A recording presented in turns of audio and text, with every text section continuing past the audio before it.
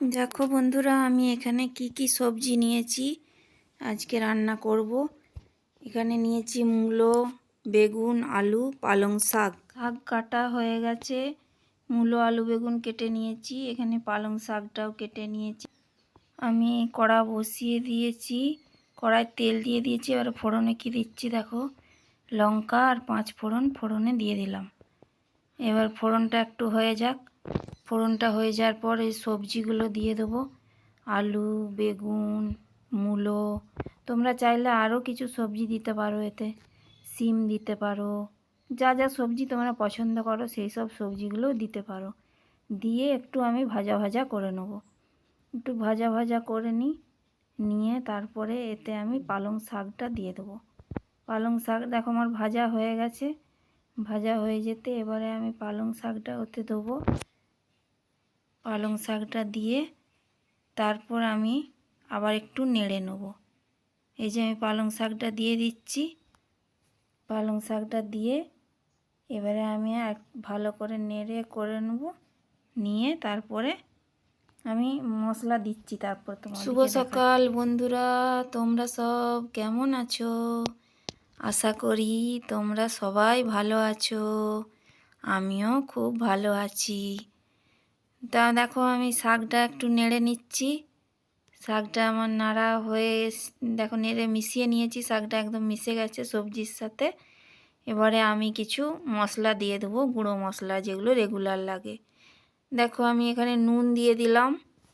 কিছু গুঁড়ো মশলা নিয়েছি, হলুদ গুঁড়ো, লঙ্কা গুঁড়ো, জিরে গুঁড়ো, ধনে গুঁড়ো, ওগুলো আমি দিয়ে দিলাম। দিয়ে একটু মিশিয়ে নেব। ভালো করে একটু মিশিয়ে নিতে হবে। ভালো করে মিশিয়ে নেওয়ার পর একটু জল দিয়ে দিতে হবে। জল দিয়ে ঢাকা দিয়ে দিতে হবে, সিদ্ধ হতে দিতে হবে জিনিস।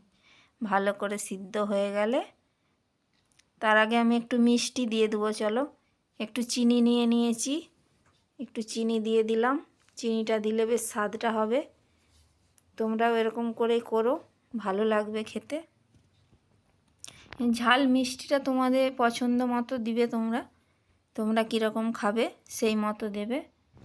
দিয়ে আর এইভাবে একদিন করে খেয়ে দেখবে, ভালো লাগবে। এই দিয়েই ভাত খাওয়া হয়ে যাবে।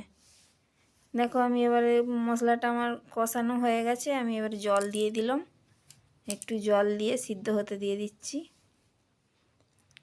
ঢাকা দিয়ে দেবো। সিদ্ধ হয়ে গেলে তারপর তোমাদেরকে দেখাবো। দেখো আমি ঢাকা দিয়ে দিচ্ছি। ঢাকা দিয়ে দিয়েছি। আর এখানে তোমাদের দাদাকে একটু ভাত খেতে দিয়ে দিয়েছিলাম। তেমন কিছু রান্না করে দিতে পারিনি। সকালেই এই মাছের একটু ঝাল করে দিয়েছিলাম আর একটু আলু ভাতে দিয়েছিলাম। ওই খেয়ে সে চলে গেল। তারপরে আমি আবার তরকারিটায় ফিরে এলাম। দেখো তরকারিটা খুলে দেখছি, তরকারিটা আমার হয়েই গেছে। একটু জলটা মরে যাক। জলটা সামান্য মরে গেলে আমি নামিয়ে দেবো। দেখো আমার জলটা মরে গেছে, আমি নামিয়ে নিয়েছি।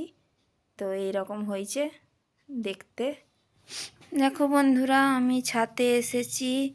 আমার রান্না সব হয়ে গেছে। সব বাসন ধোয়া হয়ে গেছে, ঘর মোছা হয়ে গেছে, বিছানা সব তুলে নিয়েছি। সব কাজ করে আর চান করে পুজো করে এসেছি ছাদে জামা কাপড় মেলতে। ছাদে এসে দেখছি এত হাওয়া দিচ্ছে যে জামা কাপড়গুলো সব ক্লিপ সহ খুলে গেছে। আবার আমি ঠিক করে সব মিলে দিলাম। দিয়ে আমি স্নান করেছি, ভিজে নাইটিটা আর কিছু 2-1টা জামা ছিল, সেগুলো আমি সব মিলে দিলাম। মিলে দিচ্ছি আমি।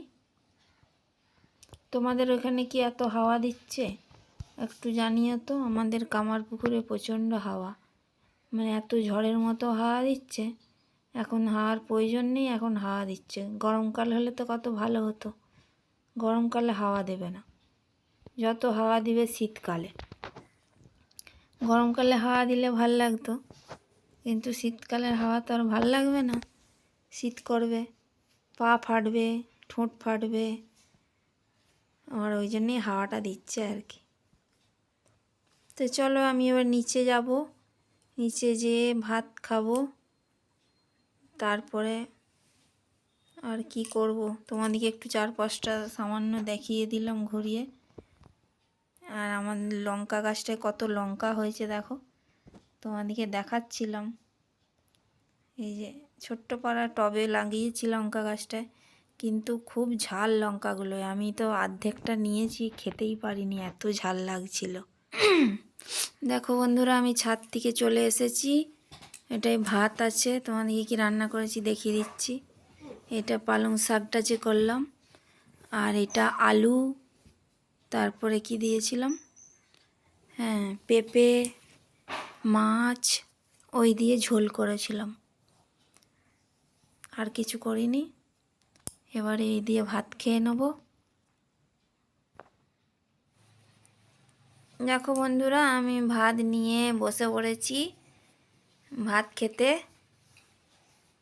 ভাত খাচ্ছি। তো আমি ভাতটা খেতে খেতে এখানেই ভিডিওটা আজকে শেষ করে দেবো। তো আমি ভিডিওটা এখানেই শেষ করছি।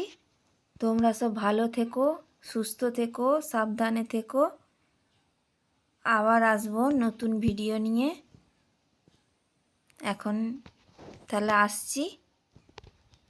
Tata, tata.